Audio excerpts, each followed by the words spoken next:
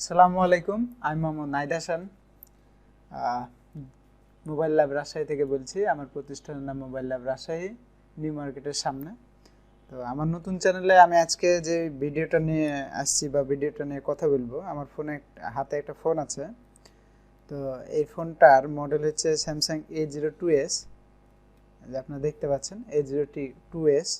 এই ফোনটার সমস্যা যেটা হয় কাস্টমারের মতে, যে ফোনটা কিছুক্ষণ পর মানে অন হবার কিছুক্ষণ পর নোটিফিকেশন আসে, আর নোটিফিকেশন আসার পর 10 সেকেন্ডের মধ্যে ফোনটা অটোমেটিকলি শাটডাউন নেয়, বন্ধ হয়ে যায়। আসলে ফোনটার সমস্যাটা আমি দেখাই আপনাদের, আর কিভাবে এই সমস্যাটা আমি সমাধান করছি এটা অবশ্যই দেখাবো আপনাদের। তো আপনারা দেখেন যে আসলে সমস্যাটা কি।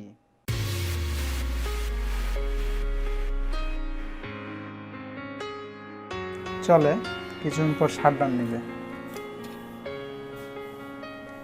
এই যে ডিভাইস পাওয়ার্ড অফ অটোমেটিকলি দেখায়। Overheating can be caused by navigation apps. তো এই সমস্যাটা কোথা থেকে হচ্ছে একটু দেখবো। এখনও বন্ধ হয়নি, তবে বন্ধ নিবে, শাটডাউন নেবে কিছুক্ষণের মধ্যে। ডিভাইস ওভারহিটিং দেখায়, কিন্তু ফোনে যেটা দেখলাম যে কোনো কিছু হিট হয় না, কোনো হিটিং ইস্যু আমি পাইনি, কোথাও হিট হচ্ছেও না, শর্টিংও নাই। তারপরে এই নোটিফিকেশনটা আসে এবং কিছুক্ষণের মধ্যে এটা বন্ধ হয়ে যায়। ওভারহিটিং চাচ্ছে, শাটডাউন নেবে এখন হয়তোবা। একটু ওয়েট করি, দেখি সমস্যাটা কি আসে। এই যে অটোমেটিকলি বন্ধ হয়ে গেছে। হ্যাঁ, তো এইভাবে বন্ধ হয়ে যায়, প্রতিবারই অন থাকার পর কিছুক্ষণ পর বন্ধ হয়ে যায়। তো ফোনটা আমি যেটা করলাম যে আসলে আমার ট্রেসিংয়ের দরকার, কোল্ড টেস্টিং করব এবং সব কিছু আমি তো এখানে আমি ডায়োড রেঞ্জার নিয়েছি। আমি যে কাজটা করেছি যে এই সাবলজিকের থার্মিস্টার, এমনকি দেখা যাবে সাবলজিকটা আমি চেঞ্জ করেছি, তাও কোনো রেজাল্ট হয়নি। ব্যাটারিটা আমি চেঞ্জ করে দেখেছি, অন্য ব্যাটারি লাগে, তাও কোনো রেজাল্ট হয়নি। তো M02s এই ফোনটার আমি সাধারণত বিএসএল লাইন থেকে সমস্যা হয়। তো বিএসএল লাইনের আমি এখানে দেখতে পাচ্ছেন যে আমি বর্ণ ডায়াগ্রামের সাহায্য নিচ্ছি, আর বর্ণ ডায়াগ্রামে এখানে যে রিডিংটা অ্যাবনর্মাল আমি পাচ্ছি, এবং ব্যাটারি আইডি লাইন, এই দুইটা লাইন এখানে দেওয়া আছে, এবং এখানে মিটারে যে রিডিংটা আছে, ভ্যালুটা দেখায়, সেই ভ্যালুটা আছে 0.926, আর একটা ব্যাটারি আইডি যে লাইন আছে সেটা 1.733। এই দুইটা ভ্যালু দেখাচ্ছে। এখন এই ভ্যালুটা আমি এখানে চেক দেবো যে রিডিংটা ঠিক আছে কিনা। আসেন দেখি, এখানে চেক দিই।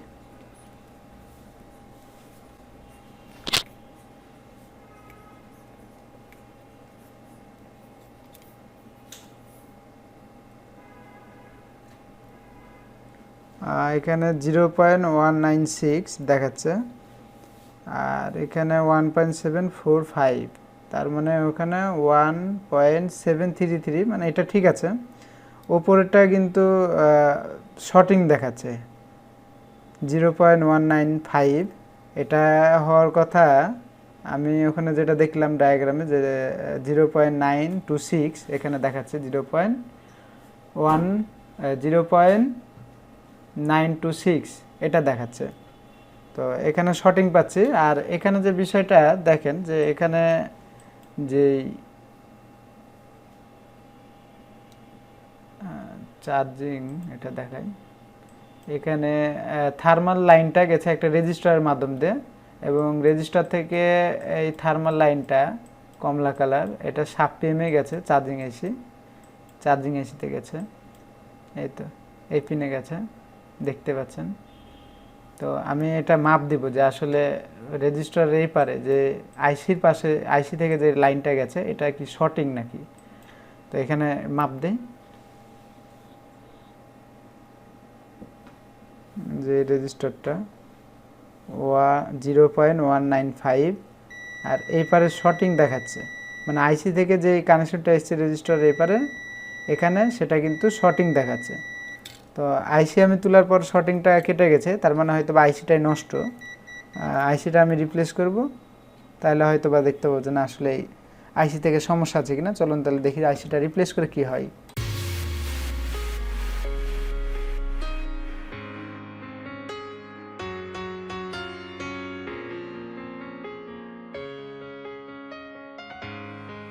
আইসিটা লাগানো হয়ে গেছে, একটু ঠান্ডা করব, তারপর চেক দিব যে আমাদের যে বিএসএ লাইনে শর্টিং ছিল সেটা গেছে কিনা। তারপর আমরা চেক দিব যে ফোনটা ডিস্টার্ব দিচ্ছে কিনা। আইসি লাগানো আমাদের কমপ্লিট। এখন আমরা কানেক্টিভিটিটা আবার চেক দেবো, বিএসএ লাইন যেটা থার্মাল লাইন আছে সেটা শর্টিংটা কেটে গেছে কিনা।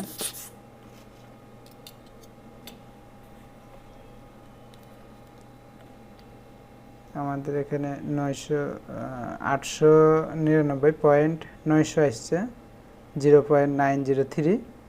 তো এটাও চলবে, শর্টিংটা কেটে গেছে যদি। আর এই রেজিস্টার থেকে যেটা আসছিল কানেক্টিভিটি রিডিং আমরা পাচ্ছিলাম আইসি থেকে, সেখানেও কিন্তু শর্টিং নাই, আর জিএনডি হয়ে গেছিলো। তো অবভিয়াসলি ফোনটা ডিস্টার্ব না দেওয়ারই কথা। তো আমরা চেক দিই যে আসলে কি অবস্থায় আছে। এখন দেখাচ্ছিল নোটিফিকেশন এবং অটোমেটিকলি শাটডাউন নিচ্ছিল। ফোনটা অন হয়েছে, এবার দেখার পালা যে ফোনটা ওকে হয়ে গেছে কিনা, কারণ 1 মিনিটের মধ্যে শাটডাউন নিচ্ছিল। আমাদের যদি 2 মিনিট চলে বা নোটিফিকেশন না আসে সেক্ষেত্রে ওকে। সাধারণত এই ফোনগুলা যে সমস্যাটা হয় বিএসএ লাইন এবং ওয়াটার ড্যামেজের কারণে এই সমস্যাগুলো হয়, থার্মিস্টার যেটা আছে সেখান থেকেও হয়। তবে আমাদের স্টেপ বাই স্টেপ চেক করা উচিত।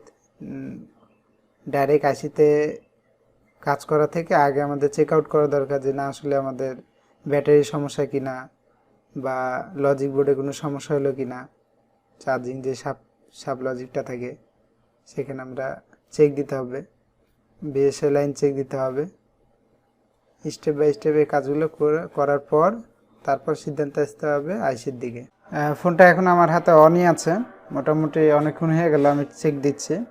তো এখনও বন্ধ হয়নি। আর উপরে আপনারা দেখতে পাচ্ছিলেন যে এখানে নোটিফিকেশন আসছিল যে ওভারহিটিং, সেটাও এখন আর নাই, চলে গেছে একেবারে। তো ইনশাল্লাহ ফোনটা ওকে, যত ইরোড ছিল এটা আসবে না সম্ভবত, যেহেতু সমস্যা আমরা পেয়ে গেছি।